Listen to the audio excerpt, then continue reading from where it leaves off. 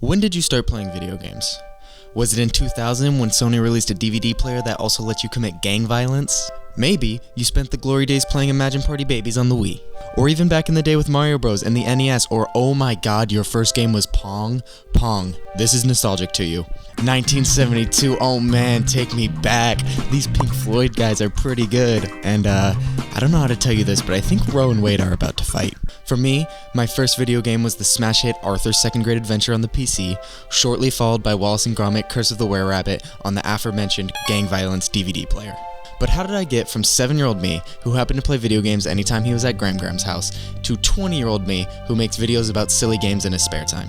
The answer is one console, one generation, that permanently altered the trajectory of human history as we know it. We have this console to thank for world peace, and that console is obviously the PlayStation 3. When the PS3 first dropped, people didn't like it. I wonder why. $600 in 2006 is like $80,000 in today's money adjusted for inflation. And not only was that price outrageous, but the PS3 was notoriously impossible to program for. All those reasons made the PlayStation 3 kind of a hard sell for people, but luckily the other consoles on the market kinda sucked, right?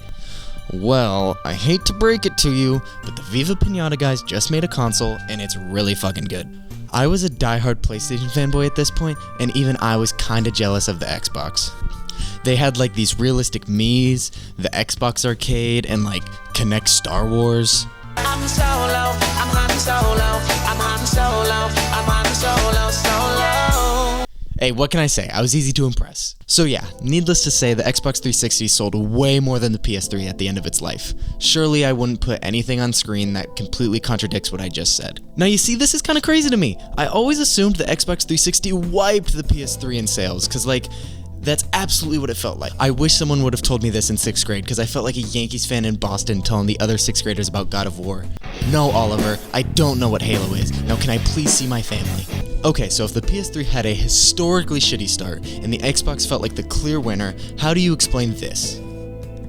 And this, I don't get this. Well, Xbox had a hot start with its launch titles, and put out some solid games, but slowly started coasting to the finish line. The PS3 launched with these, and then exploded with these.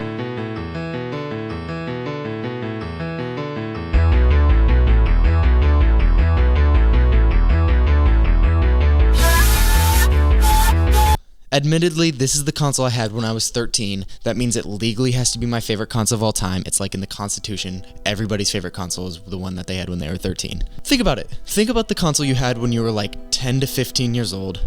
That's your favorite, right? You're so predictable. Obviously it is. The PS3 had a certain magic to it that I think only the best Nintendo consoles could compete with. The user experience is transcendent. UX, more like XTGOH, experience the gates of heaven. These icons are outdated in the most perfect way. The old PSN logo is so nostalgic. The old PSN was so good. I sure hope my information is safe. And these user icons are so goofy, like what even is this? I know we all know someone who still uses one of these default avatars and you associate it with them like super hard. For example, me and my friend thought this one was so cool. Me and him made a comic series in elementary school called Stupid Monkey for like 3 years straight, starring this character, and it was very cool. You're gonna have to trust me. A big part of the XTGOH is this ethereal ass music. This music is telling you, no rush. Take your time, we'll be waiting for you to pick a game. And when you do pick, I'm sure it'll be a good time. Hearing this music play in Astrobot's Playroom sent me back in time to summer nights 2013, no job, no bills, no responsibilities other than to finish the left side of my enchantment room before 9 p.m. rolls around and I get kicked off the TV. This was the time that I had a Game Informer subscription from GameStop, so I used to see the upcoming games and I had serious existential dread thinking about how I was going to play all of these games. I don't know about you guys, but I didn't have a job at 12 years old. It was kind of sort of illegal, so the only money I got was for my birthday and Christmas, which meant I got 2 games a year, maybe 3 if the corn yield was good.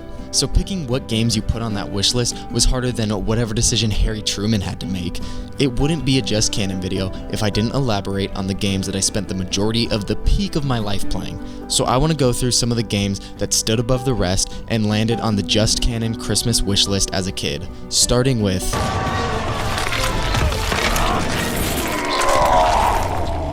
I loved this game. It realistically might have been my sexual awakening. Cause look! I was a smoke main. I think every kid was, cause it was kinda like easy mode. To this day, I could take any tag team, rocking with my boys, Noob Saibot, and Smoke. This game also came packaged with some serious lifelong trauma. Story time, the PS3 is set up in the living room, and I'm playing Mortal Kombat 9.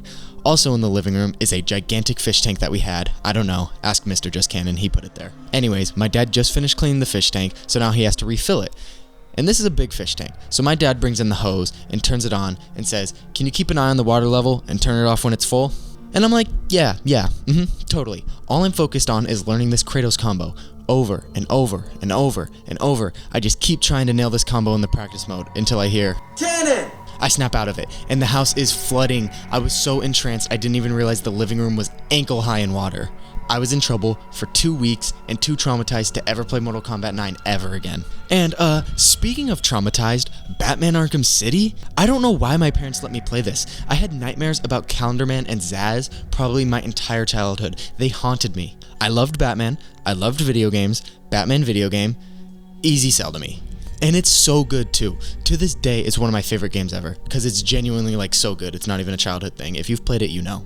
And I don't want to suck its dick any more than I have to, but everything that has to do with Mr. Freeze, his story, the boss fight is mwah. Okay, the next game. I don't care how hard you try, I'm gonna talk about this game every chance I get. PlayStation All-Stars Battle Royale, let's go! This was the only game that was an easy decision for little Just Cannon. I talked about this a lot in my last video, but PlayStation All-Stars was everything to me. It kinda sucks playing it now, but back then, this might have been the greatest game of all time.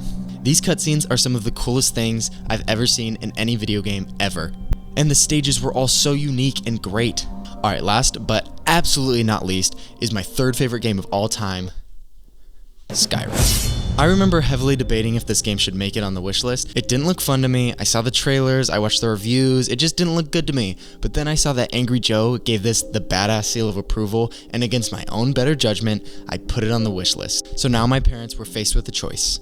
Do I get my son Skyrim, or do I get him Borderlands? I really wanted Borderlands because, duh, look at it. And after I gave them my Christmas list, Christmas drew near and I was like, fuck, I don't want Skyrim anymore. But it's like too late, they probably already bought whatever game they were gonna buy, so I can't just be like, I don't want Skyrim anymore, because that's kind of fucked up. So Christmas morning comes, first present I pick is obviously the one shaped like a game, and I'm going, please be Borderlands, please be Borderlands, please be Borderlands.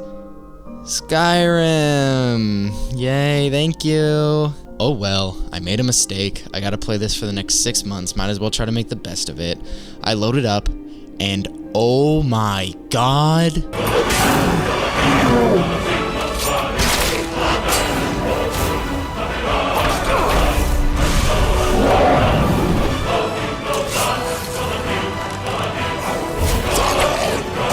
I'm not even joking, I think I played it for 24 hours straight that day.